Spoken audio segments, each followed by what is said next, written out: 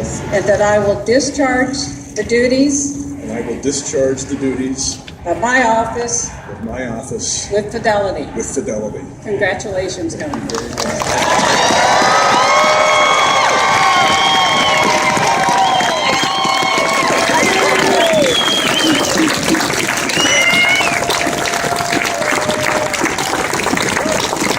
Ladies and gentlemen, the 47th Governor of Pennsylvania, Tom Wolf.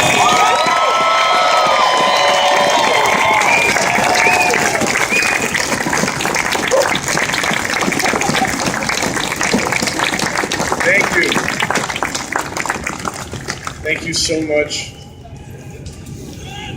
Chief Justice Saylor, Governor Corbett, Governor Rendell, Lieutenant Governor Stack, Governors Ridge, Governor Schleicher, everyone who's here, President Scarnati, Speaker Turzai, Leader Dermody, Leader Costa, members of the Judiciary, leaders and members of the General Assembly, family and friends, and above all, my fellow Pennsylvanians. I am so thankful to so many people here today, but I want to start by thanking Governor Tom Corbett for his many years of service to the Commonwealth of Pennsylvania. Please join me.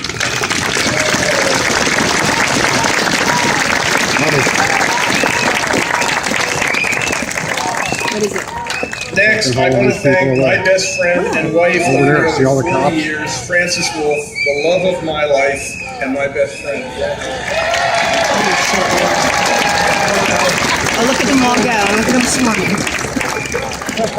Without her incredible love and support, I would not be standing before you today. I'd also like to thank my two daughters, Sarah and Katie. Yeah. So many things.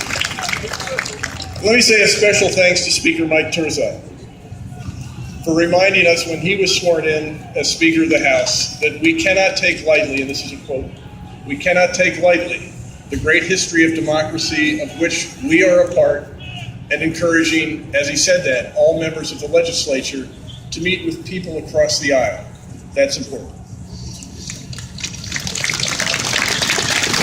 And I also want to thank Chief Justice Tom Saylor for his observation when he was sworn in, that he said, any disagreements we may have are, quote, creatures of our aspirations to value liberty as well as order and fairness and equality as well as liberty.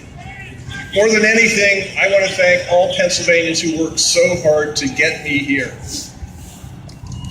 Thank you very much.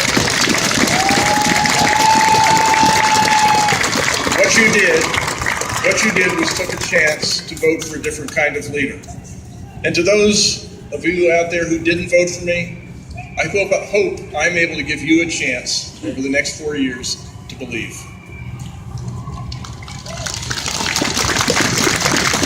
Because I am an unconventional leader. I'm going to be an unconventional governor. For example, I may be the first governor in the history of Pennsylvania who ever operated a forklift, who ever managed a hardware store. I volunteered and served in the Peace Corps. I ran a business. I'm not a product of our political system. And during my campaign, I pledged to be a different kind of governor, and I will keep that promise. Police officer just had to climb around the fence. And they're tucked in. That's a good spot. Because what we need today is leaders who are willing to listen to each other and learn from each other and work together to give all Pennsylvanians a shot at a great life. This age and this time demands nothing less. We're told that we're living through a transformational era. And it's true, the world hasn't seen this much change happen this fast since we moved from farms to factories over 100 years ago. And for those of us who are part of that change and who are ready for that change, this new era is creating opportunities our ancestors could never have dreamt of. But if you travel across our state, you realize that many of our fellow citizens haven't yet found their place in this new world. Travel to Bethlehem, or to Mount Wolf, or to York, or Reading, or Wellsbury, from rural counties to inner cities across the Commonwealth, and the story is the same. We used to know what it took to succeed. We used to know what schooling we needed to get good jobs. We used to know what skills it took to start and run a business and be part of this economy. But now we're not so sure. We need new skills for this new era. We need to compete in a whole new way. Because of that, Pennsylvania, our state, stands at a crossroads. The industries that we used to rely on to create good jobs, they're struggling to survive. Paychecks, they're not keeping up with the cost of living, and ordinary families can no longer afford college or higher education. And too often, when we've looked to our leaders for answers, we've been disappointed and frustrated, to the point where we feel very cynical about our government. I ran for governor because I refuse to be part of the first generation of Pennsylvanians forced to tell their children that they need to go somewhere else to succeed.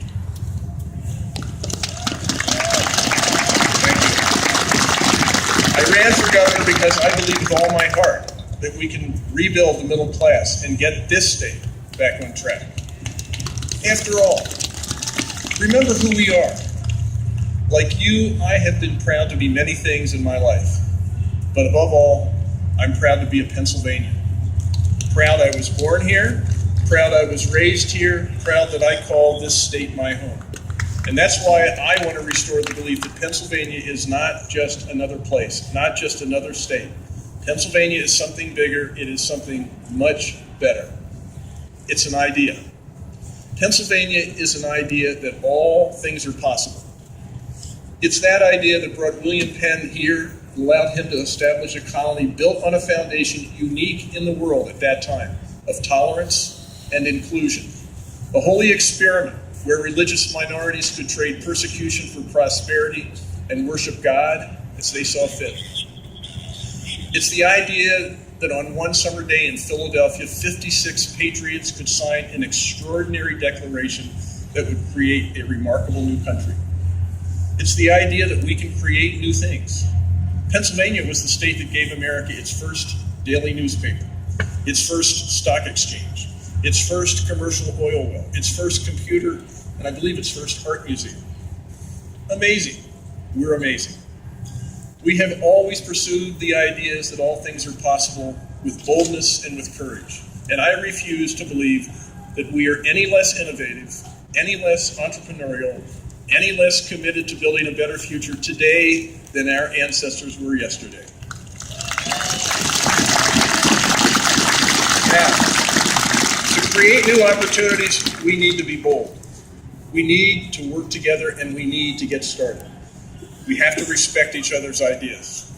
We have to respect each other's values. We have to believe that none of us alone has all the answers, but that together we can find an approach that works. That's what I have done throughout my career. I've worked with all kinds of people. To turn a business around, I had to get everybody to buy into one mission. I had to get everyone to buy into the powerful idea that in that context, indeed, all things are possible. And I'm going to bring that same mindset to this leadership position that I'm taking on today.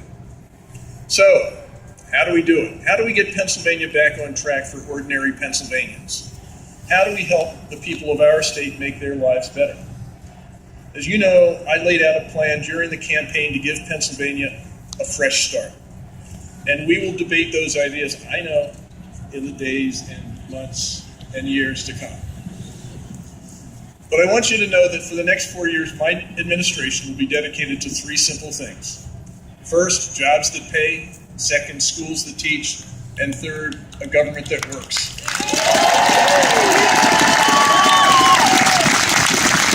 That's what the Wolf administration is going to be about. So let's start. First, getting Pennsylvania back on track means we're going to have to start with jobs that pay. As a business owner, I know that the free market requires a constructive partner in government. That means our government should not do everything. It shouldn't. But it cannot do nothing either. That was a double negative. I know I said that. I meant that. One thing it can do to create more economic opportunity is to make smart, strategic investments in public goods. Investments in education, in health, in transportation infrastructure. Things that set the table for robust private sector growth. Another thing it can do is create the conditions necessary to bring manufacturing jobs back to our state. That's exactly what I did in my job, in my business, and that's what I plan to do here. In Pennsylvania, we're also blessed with an abundance of natural resources: gas, timber, coal, sun, wind, fresh water, open spaces, agricultural land, beautiful scenery, and an opportune location that makes us the Keystone State. To fulfill our potential, we must take full and absolutely responsible advantage of these resources. Now, to the protesters here today, I say, help me develop these opportunities in a way that is clean, safe, and sustainable.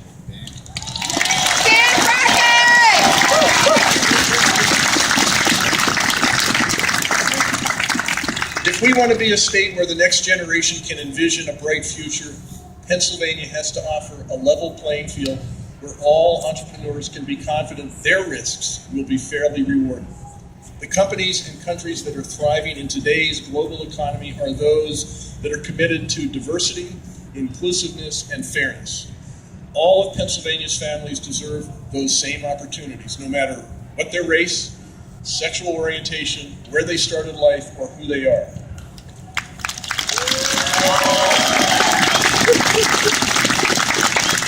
That's important. My company has a profit-sharing plan because I believe that everybody working for me deserves a chance to share in the benefits of their hard work. But you know what? It also makes my company a lot better, a lot more successful. Being inclusive, being fair, paying good wages, those things aren't just the right things to do, they're also the smart things to do. And acting smartly is how we're going to grow this economy. That's right.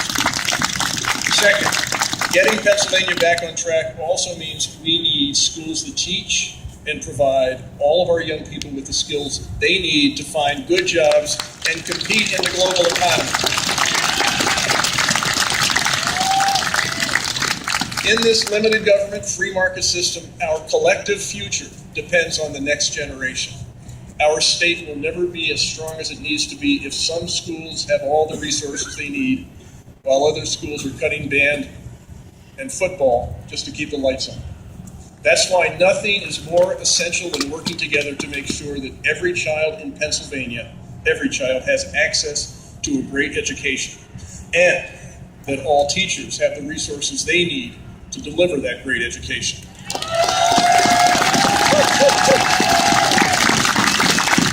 From early childhood to college and apprenticeships and training, we must strive to provide our kids an education that is both affordable and second to none.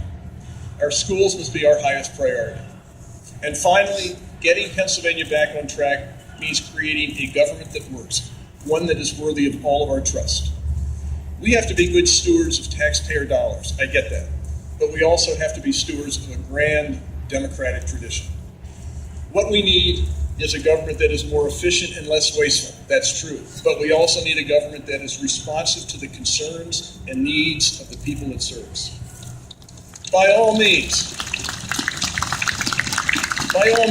let's get rid of the things that make no sense. Outdated laws, silly regulations.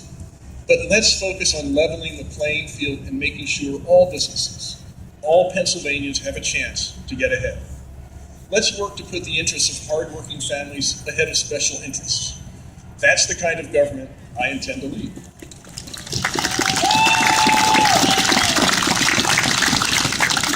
Now, with a large deficit, stagnant wages, a shrinking middle class, there's no question that our challenges are great. But let's remember the last time America went through a great transformation, it was Pennsylvania that led the nation through that great transformation, the Industrial Revolution. We led then, we can lead today. But it's going to take every one of us working together to create a better future. I understand the indifference that some people feel. I understand why fewer than 42% of Pennsylvanians turned out in the most recent election. Our experience has made us cynical. But we cannot allow that cynicism to deflate our democratic spirit or destroy our capacity for effective self-governance.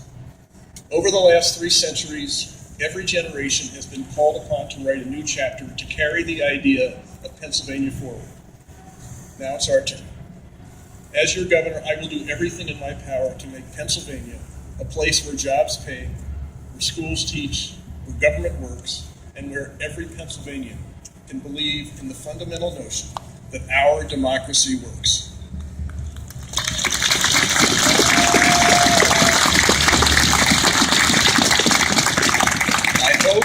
I hope that elected officials from both parties, from all across this Commonwealth, will join me in this effort.